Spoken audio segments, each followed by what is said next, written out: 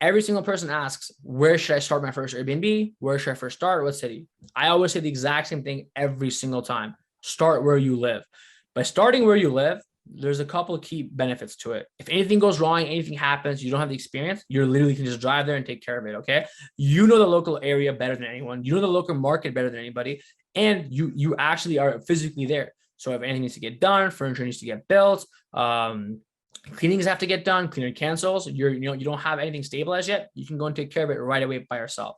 Let's say you live in a city like New York City, for example, or you live, in a place like San Francisco where there's like crazy anti short-term rental laws or whatnot.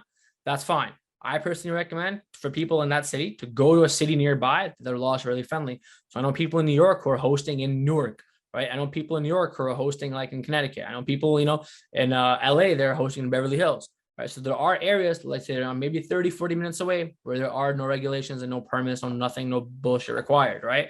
So I always recommend everybody try your best to stay within driving distance of your first couple of units, or especially where you live. That way, the learning curve is a lot easier. You're not freaking out. If something happens 4 states away, you're not flying out every other weekend to put out fires. You can just drive there and take care of it. Okay. Is anybody, by the way, in any of those states, like a New York, like a California or anything, or Seattle? Alex, okay, where are you guys in?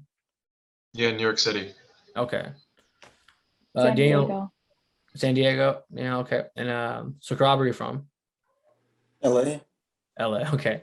Yeah. So I literally named the 3 cities where basically short-term rental rules and regulations are very, very harsh and strict. And I always recommend to people, you should try to stay within your same city, but in situations, try to go to cities nearby, right? And to be honest, depending on how busy you are with your 9 to 5 job, you could probably go expand into another state or another few states.